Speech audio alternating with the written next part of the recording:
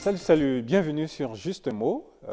Vous le savez, à l'école, tout ce qu'on enseigne, c'est dans deux catégories. Soit ce sont les nombres, soit ce sont les lettres.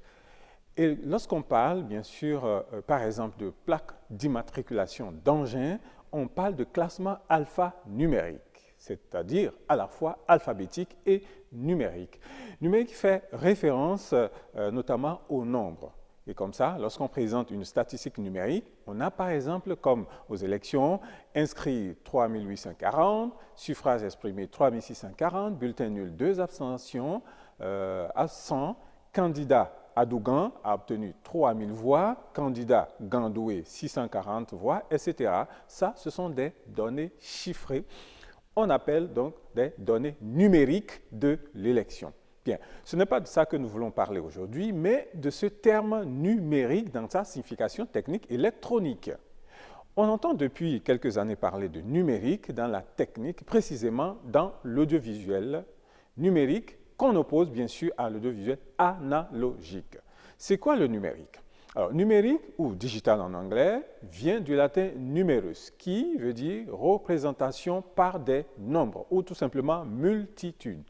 La technologie a donc récupéré cette séparation des nombres de 0 à 9 pour traiter aussi bien le son, l'image, que toute autre représentation électromagnétique, bien sûr, qui peut être transformée en représentation visible à l'œil nu ou audible à l'oreille naturelle. Ainsi, on parle d'un document numérique, par exemple, pour indiquer un document représenté par des signaux électriques, plus clairement, pour parler plus couramment, un texte sur ordinateur, par exemple. Depuis quelque temps, on s'habitue à certains termes comme télédiffusion numérique, qu'on oppose bien sûr à la télédiffusion, si vous voulez, analogique. Et depuis plusieurs années, le secteur des télécommunications a développé ce qu'on appelle bien sûr la conversion des signaux électriques en suite de nombres. Ceci pour améliorer bien sûr l'efficacité des transmissions aussi bien de l'image que du son. Et donc la théorie de l'information associée à cette transformation indique que tout message peut être codé sous forme numérique et cela emporte comme conséquence une plus grande fiabilité et une grande clarté dans l'ajustement des différents éléments qui participent donc à la formation de l'image ou du son. Tout ça paraît bien sûr du chinois. Alors, il faut tout simplement comprendre que la diffusion numérique est cette diffusion-là qui permet de décomposer les éléments qui constituent aussi bien l'image que le son, afin de pouvoir les traiter plus adéquatement ou leur accorder encore beaucoup plus de caractéristiques qu'on souhaite avant leur transport. Le transport, c'est-à-dire leur envoi pour la réception.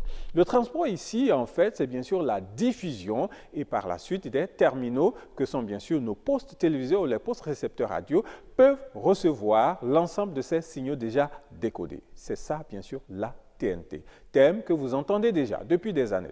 La TNT, c'est la télévision numérique terrestre, comme en anglais, DTT, Digital Terrestrial Television.